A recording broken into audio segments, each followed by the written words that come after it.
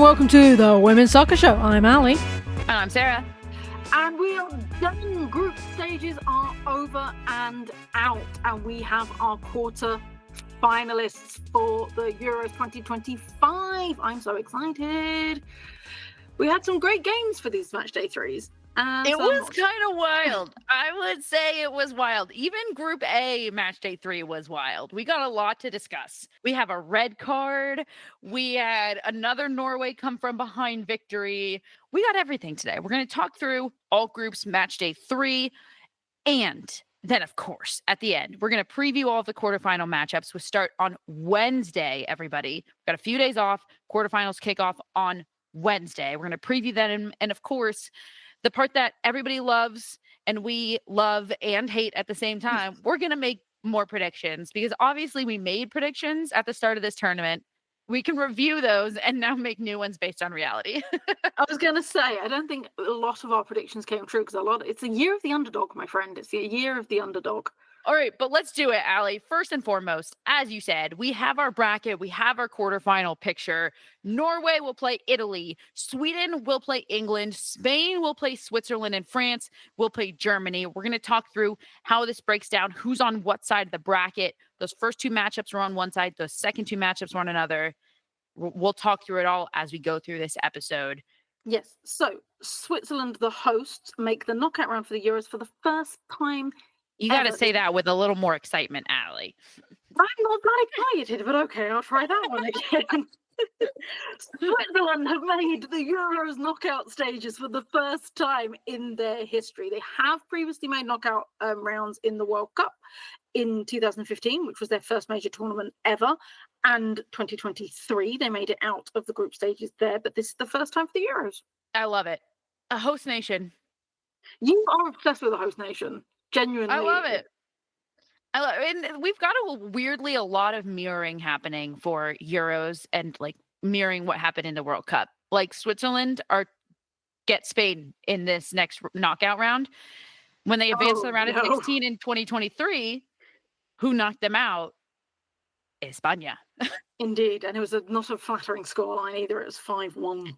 Yeah, we were also going to say this in Group A, but whatever. They also advanced second in Group A behind Norway. That is exactly how they advanced out of Group A in 2023 as well. So it's some weird, I don't know, what do they call it? There's been a glitch in the simulation, everybody. A glitch in the Matrix. In the Matrix, yep.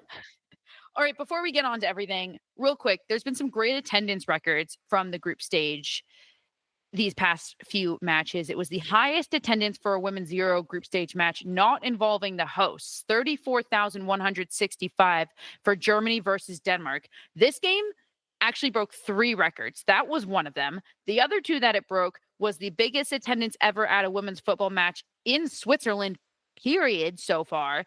And the third was the highest attendance of any away fans. That was 17,419 German fans at that game. And of course, we have to pay tribute to our fallen teams at this stage. Most heartbreaking of all, I think, was number 1, Finland. Was that your most heartbreaking? Yes. Interesting. I don't feel that. I kind of forgot. Oh, well, I mean, as we get onto the game was heartbreaking. Yeah, I concur. I was like, I don't really care that Finland are out. But that game was a heartbreaker. I can't wait to talk about it. Second is Portugal, who technically were not eliminated until the end of Matchday 3, and yet did end up finishing 4th behind Belgium in Group B. And then to Group D, and we say goodbye to our Dutchies, the Netherlands, who finished 3rd in Group D. And finally, it's bittersweet, because it has been wonderful, Wales, but we say goodbye and until next time. But I'm very happy that you scored against England. I will say that. All right, let's get into it. So let's start from the beginning and go to Group A, Matchday 3. The last 2 Group A games really popped off, I will say. So a reminder for all, Group A, it's Norway advancing first, Switzerland advancing second. these last two games, Finland and Switzerland played each other, and it really was a battle for who would advance. Switzerland were in the better position. They just needed a draw or a win to advance. Finland needed the win. And the other game was Norway, Iceland, but I didn't watch that because I was like, who cares? But we do need to talk about that because that was 4-3. That was mental. It was mental. Norway, Iceland was insane. But yeah, you let's talk. Start by saying Finland was such heartbreak. So let's start there, Allie. It was, because the thing is, they held on for so long. They got that goal, and you saw what it meant to them. You saw them like with the celebrate with the bench, and to be honest, they were the better team out of the two. They really were. It did feel over almost. It really, I was letting the heartbreak set in because so Natalia Kuikka put a penalty kick away for Finland in the 80th minute. Finland go up 1-0, and it really, I mean, there were a lot of mixed emotions because, to be fair, I do think Switzerland were arguably a little bit of the better team in this game, but it was so even, and both of these teams have been so great. And then Switzerland in the 92nd minute, and you really had to feel for Finland at that point, because if Switzerland equalized in the 92nd minute, it just fell over. Yeah, and it was. And it just was. And so I did feel for Finland because they were so close and they were so there, and it was literally that heartbreaking in the 92nd minute. Now, we do need to talk about how Finland got this penalty, because it was a rash challenge by Caligaris on Emma Koivisto in the box. There was no need. You literally saw it. She pulled her back like there's a shirt pull, and then there's a kick out. Like, it was such a stupid challenge to do. It was also a challenge when there were literally 3 Switzerland defenders right around Koivisto. Exactly. Also, you were 80 minutes in, like, and you had the draw you needed. Like, this was so stupid. Yeah. So lucky not to get a red or like another card, because that would have affected things. And it was just so stupid. But then obviously, absolutely Stonewall penalty. I can't remember the actual penalty kick, but she scored it, and that's what Kuikka scored it, and that's what matters. Shout out Chicago Stars FC. The best thing to happen to Chicago all year. That's who Kuikka plays for. I have to say, a few things. In terms of standout players out of the group stages, for me, some of the players on Switzerland and Finland have been, in my opinion, the most fun to watch. Obviously, with the exception of everybody we're already excited to watch, but like that second tier of players who not everybody knows, who people know only if they, really deeply follow the NWSL or deeply follow the WSL or whatever it is. And for me, I just think that some of these players deserve a shout out, starting with who you just mentioned, Emma Koivisto, who plays her football, Serie A Femminile at AC Milan. Also a Finnish player, Kosola, she was outstanding. She plays her soccer in the first division in Sweden. I mean, Kuikka, who scored that penalty, and then on the Swiss side, Nadine Riesen, and I'm going to say it, of course, Noelle Moritz, because she was also outstanding for Switzerland. No, 100%. It did make me laugh hysterically, the fact that we had 2 West Ham players in the Finland game, in the Finland team. And my West Ham chat was like, we want them to do well, but not too well that another club takes them. That is always the fear. That's really funny. Like, Siren scored in the final friendly before the Euros, and we were like, no, do not put yourself on the map. Do not do that. No, we want to keep you next season.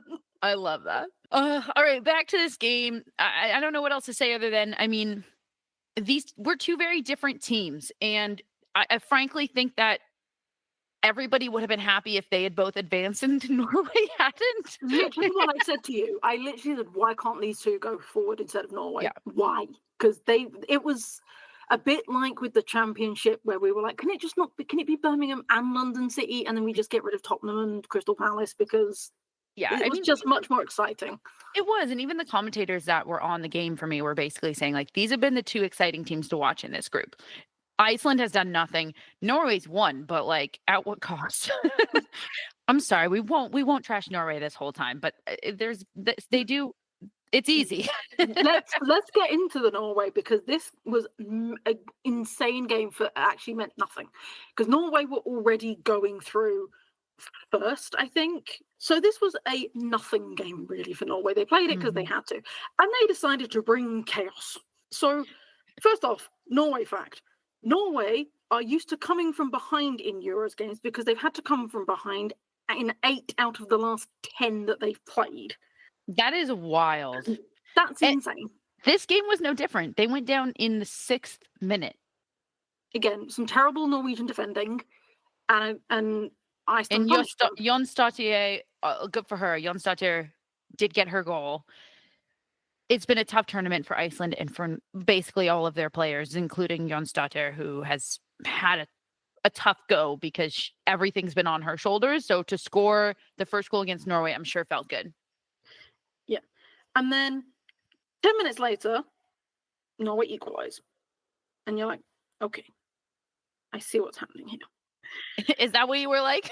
Yeah, basically, because I was like, I see what's happening here. Norway's doing Norway things. And they You were in fact correct, because they then proceeded to, they scored 4 goals in a row. It was 4-1 at one point. Before we get on to the end of the game, because the end of the game and the final Iceland goal and the red card for Norway that led to the final Iceland goal is very important and the main thing we want to talk about here. Norway's had 3 games. Signe Gobset has been player of the match in every single one of them so far for Norway. Yeah, she's this young player. She's 20. She currently plays for Brann. She is a one to watch out if you're not already, because I wouldn't be surprised if she gets snapped up by another club, because she's already had the tournament of her life at 20. Yeah, that's true. She might be the standout player, but also Brann's a great club. I mean, they've made the Champions League in recent years. Yeah, no, absolutely. No, absolutely. No, that's no disrespect to Brann. It's just, yeah, we see these players. So let's talk about this madness, because I was in the Finland Switzerland madness. You were in this madness. I see is that there's a red card awarded, a penalty kick taken. But this means a lot, because this is like, even when Norway know that they're going through first, the only thing they have to do in this game is definitely don't get any dumb cards. And what happens? Yeah, so Iceland score a second, and that seems to throw Norway. Even though they are still 2 goals to the good, it seems to throw them. And so we get to like the 94th minute. Literally, you have to hold on. They have like 1 minute left of extra time. Yeah.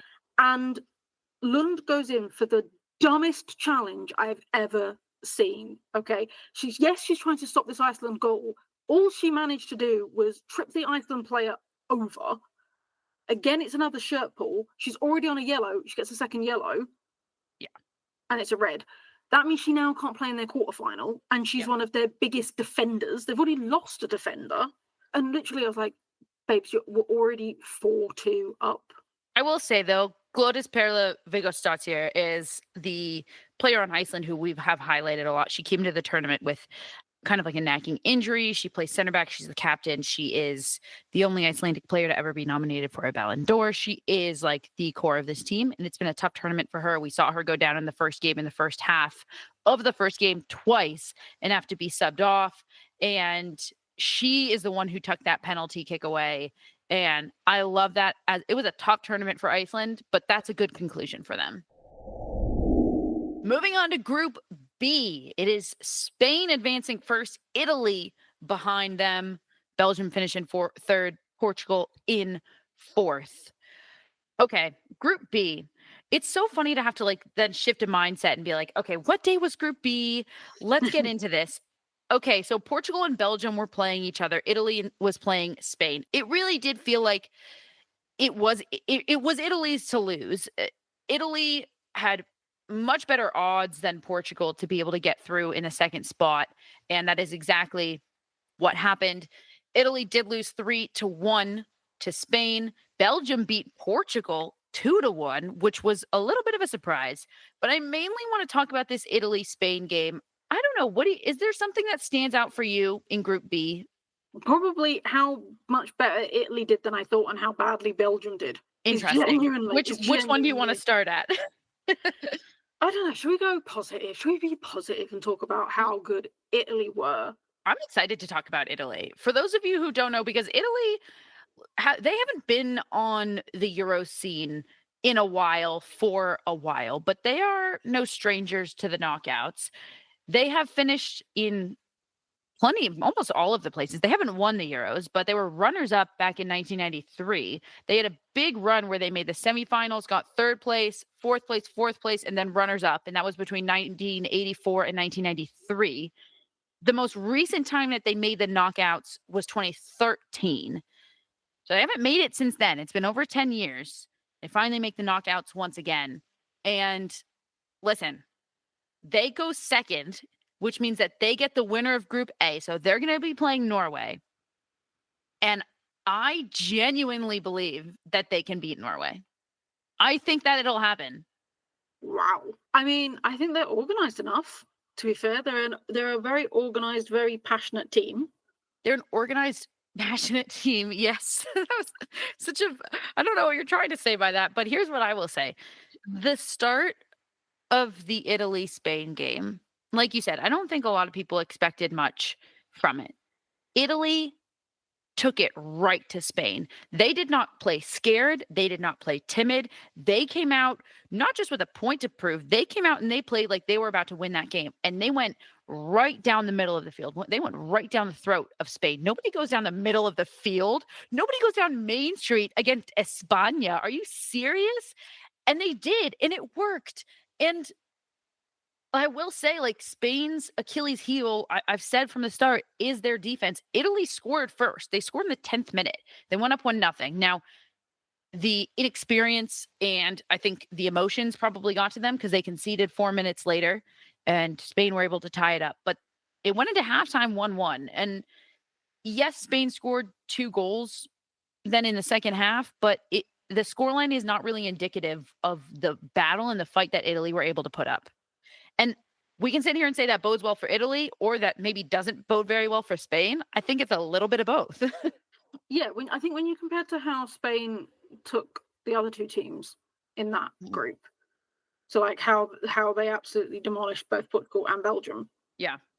And then Italy, it was 1-1 for a really long time, like for all of pretty much the first half, and then they got a quick goal in the second half, but then they couldn't score again until like the dying moments of extra time.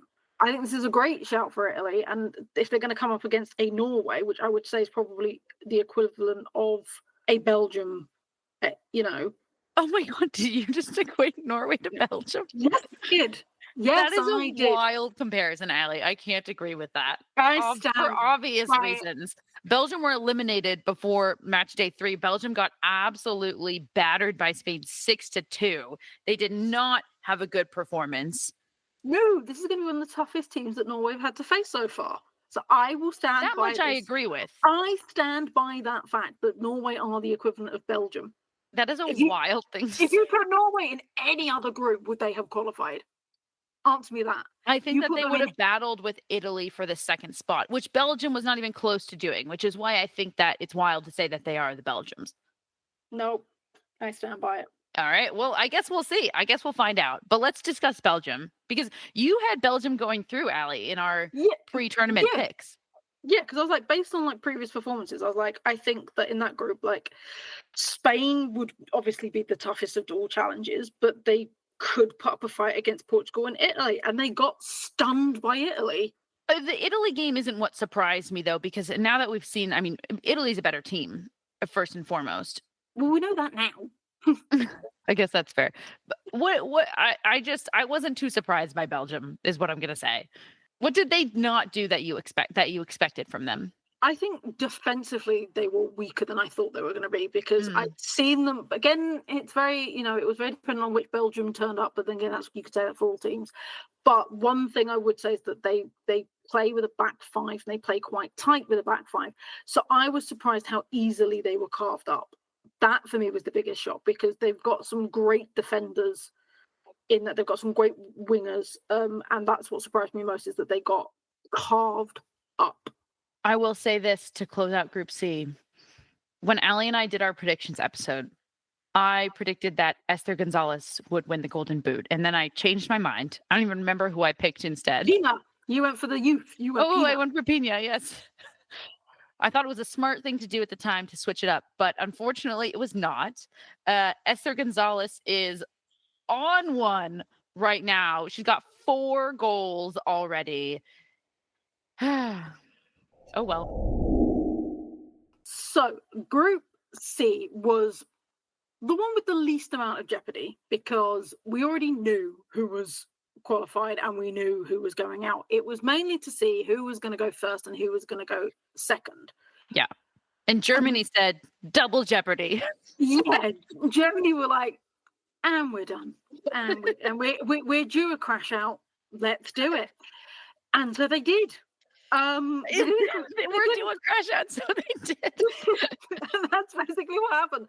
So they were playing Sweden. So that was the top 2 teams to decide who was going first and who was going to go second. And Germany were like, not today. Sweden were in a better position. They just needed a draw or a win to go first. Germany needed the win to go first because with a draw, Sweden would have gone first on goal differential. But I mean, never could I have imagined what actually transpired in this game, Allie. I will say shout out to Ricky's Bar in San Francisco. It's the brand new women's sports bar. I watched it there. They're opening early for the Euros. If anybody's in the Bay Area, go watch a game there. It was really, really fun. I mean, just where to even begin? Perhaps the scoreline. The other game in this group was Poland, Denmark, but we're not really going to talk about it because both those teams had been eliminated and too much happened in Germany, Sweden, or maybe just one thing happened in Germany, Sweden, which concluded 4-1. Sweden, of course, won. I will very quickly give a shout out to Poland. It was their first tournament, so they got their first victory. Oh, yes. In the Euros. So we will give them their props and their flowers that they got their first win in the Euros. And now we will talk about Germany. And it was fun to see Iwa Pajor score their second goal, too. Yes. And she was so happy and excited. So, yeah. She was so excited. Exactly. So we have to give them their flowers. I'm glad you said that. But now let's get on to the cluster that was this. Let's get onto it because there's one thing that we need to discuss. It all looked good. It was starting to look swimmingly for Germany. They scored first. Julie Brand put a goal away in the 7th minute. And then Stina Blackstenius equalized about 5 minutes later. And then it all just went downhill really, really quickly. The German defense broke down pretty immediately. Holmberg scored in the 25th minute for Sweden. And then the thing we need to discuss. It was Carlotta Vomser, who, by the way, is the player who I was mentioning. I was not sure if she was a low sock, high sock baller, if she was wearing the calf sleeve. It's all come back around.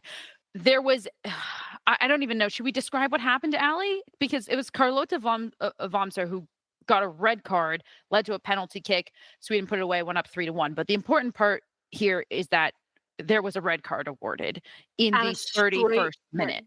Yep, straight red for a handball. She was deemed to have cleared the ball in the goal line. Crystal clear. Crystal clear. The shot had definitely beat on Katrin Berger. She was the last defender. It did look like she intentionally stuck her hand out. Now, I'm going to say right now, I do not blame her. I hope she's doing okay. She is 21 years old. That is a lot to burden. And she was sobbing on the sidelines in the game. And that is a moment where you can say she's made a decision in a millisecond because that shot was coming so quickly. You have maybe a millisecond to make a decision, but you don't. Like, that was all instinct. I can't even say she made a decision. That was pure instinct from her, what just happened. And unfortunately, it was a bad instinct, and Germany certainly, and she will and is paying the price for it. But I just don't want people to be super upset with her. Like, that's a really tough position. And I can only imagine if that shot is coming from inside the 18 and you're 10 yards away from it and it's coming that fast, it's just instinct to put your hands up. I was going to say, name a defender that hasn't done it. Yeah. Like, genuinely, it was a running joke in our team that one player who started wearing contacts that she would stop shielding her face with her hands and giving away handballs. Yeah. And to be fair, she wasn't shielding her face. Like, she did outstretch her arm, but still, even with that, like, it was the wrong decision, but we can move. Like, I hope people move on from it. I feel so bad for her. And I feel bad for Germany because it was very clearly a red card. She will absolutely miss the next game. A straight red card is a one match ban.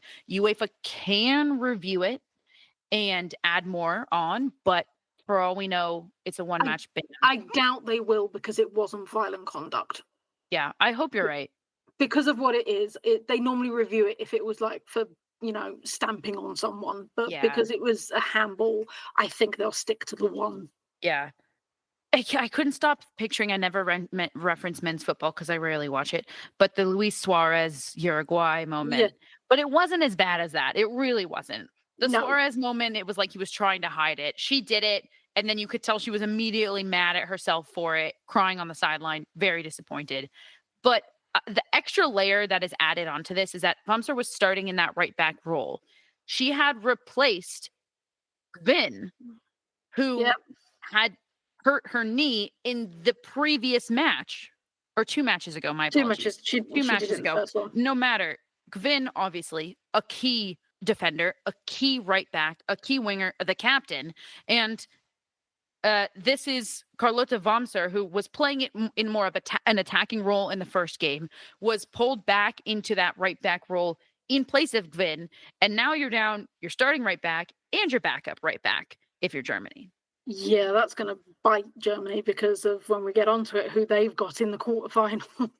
Yeah, I think I texted this to you. Like, Germany are weak now. They've been weakened. It was already, how are they going to fare without Lena Oberdorf? But their midfield looked pretty solid because they dropped into that dual 6, into that pivot to account for a missing Lena Oberdorf. But then Gvin goes down in game number 1, and now suddenly you're down 2 very key leaders and players. And this German team that looked very organized defensively coming into this tournament is hurting, and they do not look organized in the least. Nope, not at all. Shall we say good things about Sweden? I don't know what's harder to say nicer things about Norway or say nice things about Sweden. What do you have against Sweden? I'm allowed to have something against Sweden. What do you have against Sweden? This game aside, my problem I have with Sweden is they play really boring football. And then, I found them to be very exciting. And then you did say this game aside. Yeah, and then nick a goal like here and there. I just find them boring. And I'm kind of this will be fun though, because you did mention Sweden. Who these teams have in their next round. Sweden have England. Yes. And I don't think that'll fly against England. Germany are going to play France. Wow. Can't wait to talk about that one. But that's not going to fly against England. If Sweden are going to win, they're going to have to step it up a little bit. Well, when we get on to England, I'll talk about where my concerns are there. But I will say I think it's quite interesting for me with Lena Hurtig, who has now scored 2 goals. She was let go by Arsenal because she was injury-raven for Arsenal. She kept, getting so many setback after setback. So she's definitely making a case for herself to be picked up by another team, and quickly, because she's scoring some good goals. She's getting minutes for Sweden. So I do think that's good. I mean, I've enjoyed the goals that they have scored, but it's just the overall football. I'm to quote again our editor Mike when he talked about Sweden, he went, "I forgot they were in the tournament after the first game." We've saved the best for last, Allie. My goodness. Group D, we did have a scenario in which we could have ended up with France, England, and the Netherlands all with 6 points.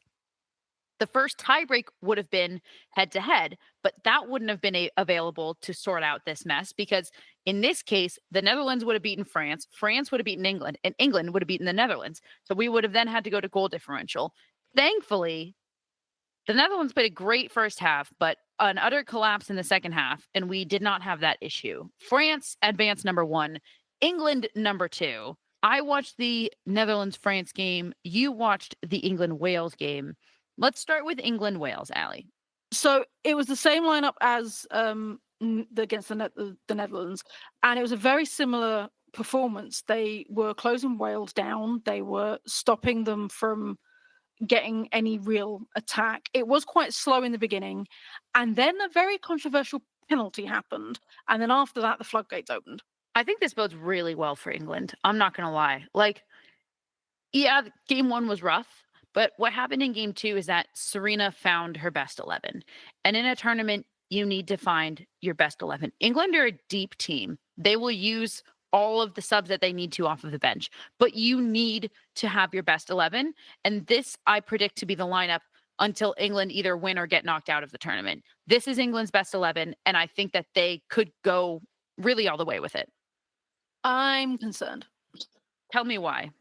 Is the honest concern. And I don't want to pick on a player. I genuinely don't. But I have to, because I think we've got the best 10 of 11. I'm concerned about Jess Carter as a player. I am concerned, like, if you watch the Wales goal, which was a glorious goal, by the way, like, well done, Wales, like the pass that Jess Fishlock did to get that goal. Yeah. Carter was so many paces behind the Welsh player. So many paces. And she got gassed again against France. Here's the question, though. If you don't think it's the best 11, who would you play instead of Jess Carter? Who is the best 11 then? Maya Letitia got picked by pundits. She got picked by her teammates. She got picked by other players in the WSL as being one of the best defenders in the WSL. She, up until the Liverpool game late on in the season, Man United had one of the best defensive records. Better than Chelsea, better than Arsenal, better than City. And a big part of that was Maya Letitia as a centre-back. It is driving me up the wall that she's not, even when we were 4-0 up at half-time, Serena didn't even give us a minute. Like, literally, they swapped Bronze off for Niamh Charles. They did use all 5 subs, thing, but we didn't do that. And that, for me, is what's frustrating, because I feel like Jess Carter can't do the full 90. She can't. There is something, she's not got the pace anymore, and I don't know what it is. But if you watch that Wales goal, and this is what scares me about Sweden, is because they've got somebody like Blackstenius who can run 4 days and get on a ball and score a goal. And that's where my concern lies. This is a fair point you make, Allie. My only question is, are they locked into this? Is Serena locked into this because she has not played Williamson alongside Letitia ever, and she doesn't want to do that for the first time right now? Yeah, probably. And that's annoying, because we had friendlies that she could have done this with. There we go. I still think it'll be all right, to be totally honest, but I guess I see your fear, because if that's the weak point, it can be broken down, certainly, by a lot of these teams, including the one you just mentioned, who England will be playing in the quarterfinals of Sweden. Let's talk Netherlands, France. France, I kind of am interested in talking about their lineup really quick, similarly to how we talked about England lineup, because France, if we'll remember, played one way in game 1 against England, made 7 changes for game 2 against Wales. And then this lineup looked a lot more similar to game 1 against England. My big question for this was, at the end of the day, is this going to end up being a good thing for France? Fresh legs, going deep into a tournament with a deep bench, that bodes well. Or is this going to end up being a bad thing?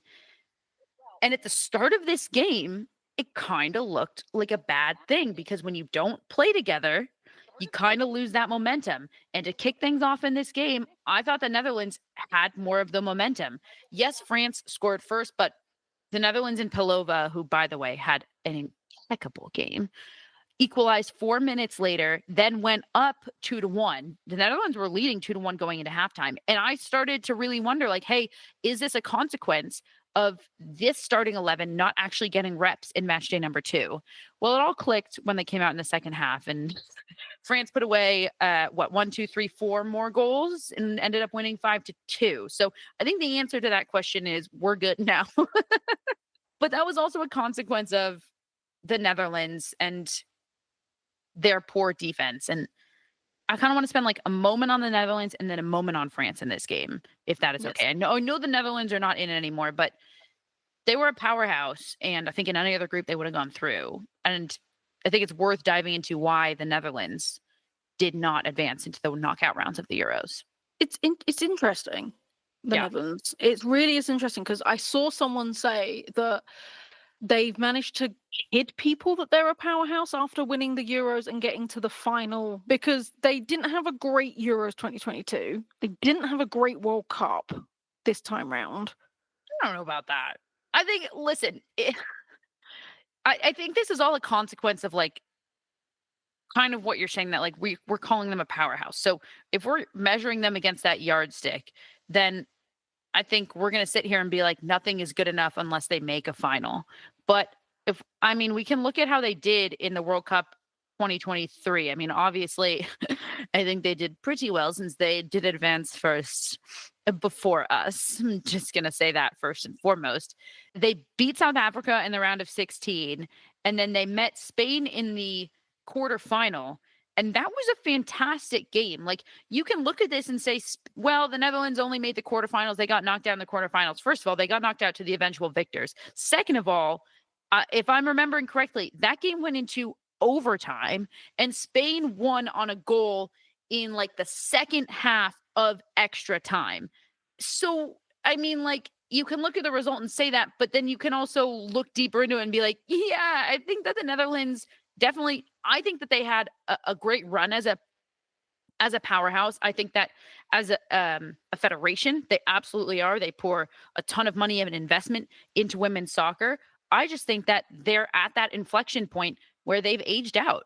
I was going And to say, is it an age thing? Because I caught the last part of the game, and the amount of times the commentator was like, "This is going to probably be Van der Donk's last Euros. This is probably going to be Spitz's last Euros. Yeah. This is probably going to be Jill Roord's last Euros." Like, there was a few that they were like, "This is probably going to be Miedemar's last Euro." Like, there was a few that they were like. So, is it a bit like Sweden in the fact that they've got a lot of older players that they haven't quite moved on from, whereas France did? I think yes and no. Like, short answer, yes. You look at all of the caps around the Netherlands and how like the average age, 100%. Yeah. They made 4 changes to the starting lineup compared to the second group game versus England and then this game against France. And the main changes were they started Spitza, who they initially had on the bench. They started Beerenstein, which I thought was a really good move, but that was also because Miedema started on the bench.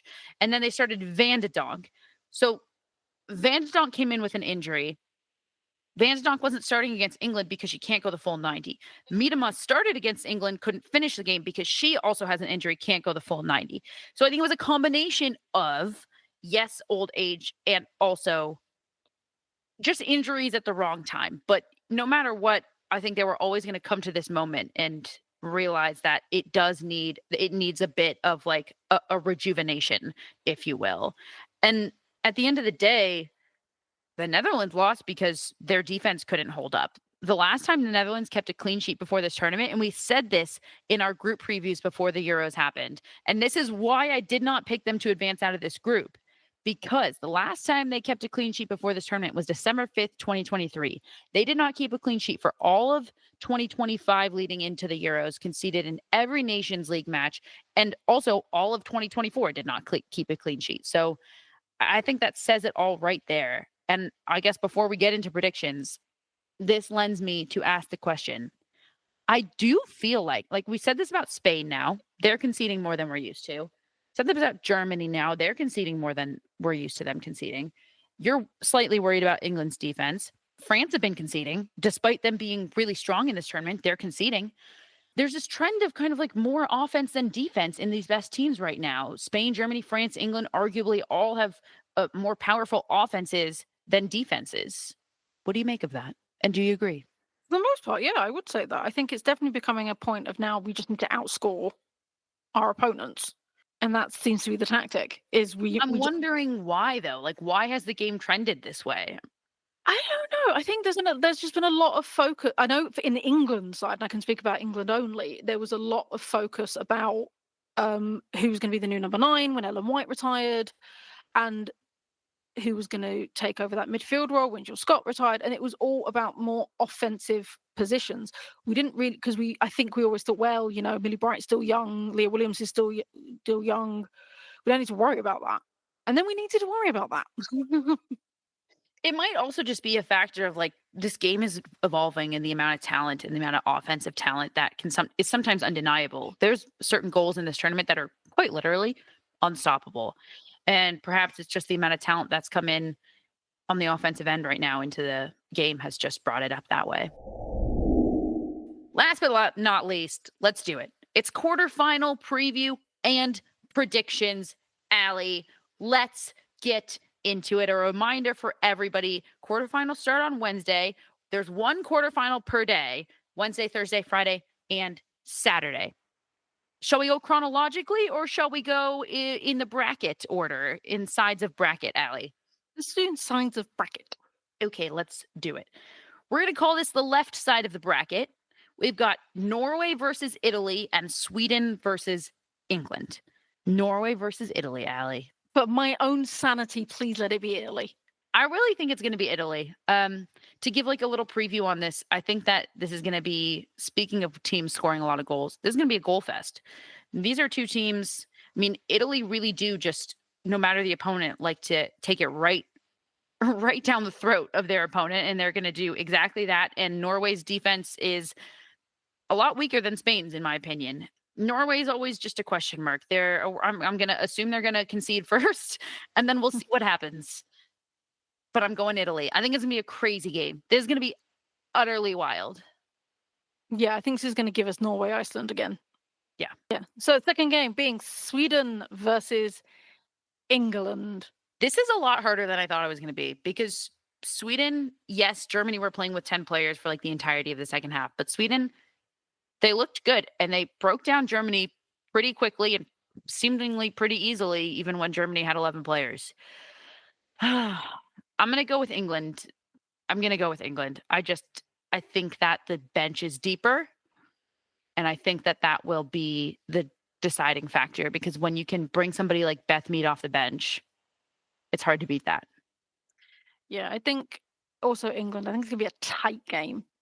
I think overtime. But I think it's just going to be a really tight game, and it will go to the wire. All right, moving on to the right side, or the other side of the bracket, we have Spain versus Switzerland. I mean, only a fool would not pick Spain. I'll be interested to see what Switzerland do, because they do come out in a back five, and then as they move into their offensive shape, those outside backs push forward. It becomes a 3-back, and they add 2 to the midfield.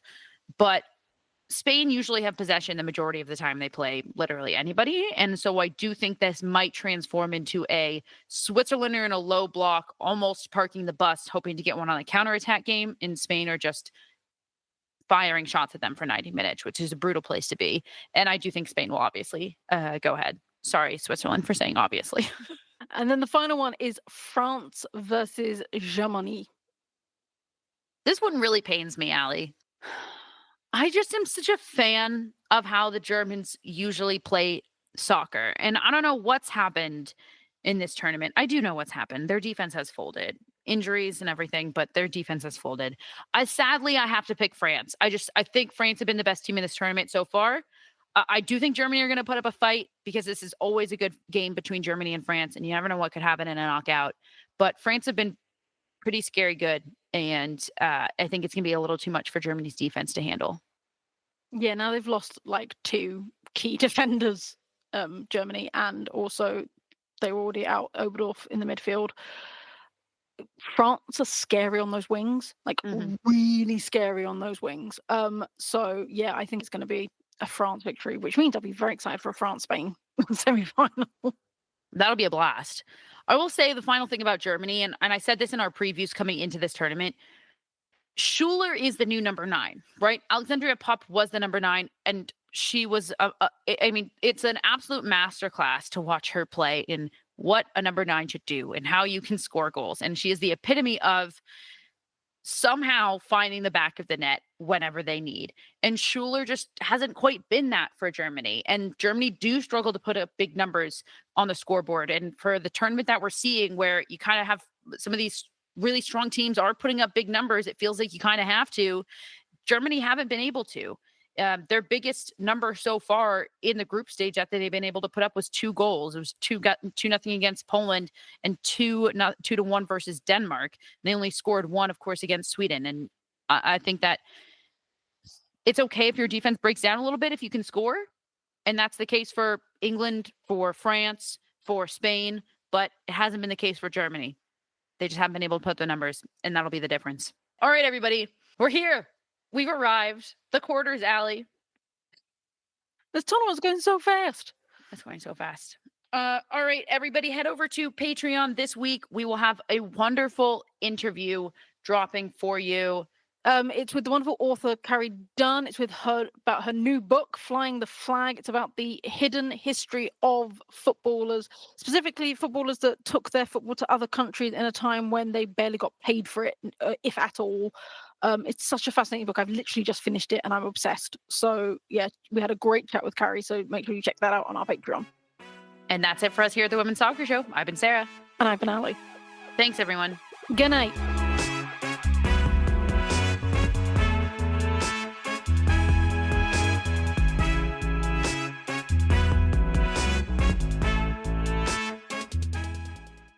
This podcast was edited by Monkey Hill Media.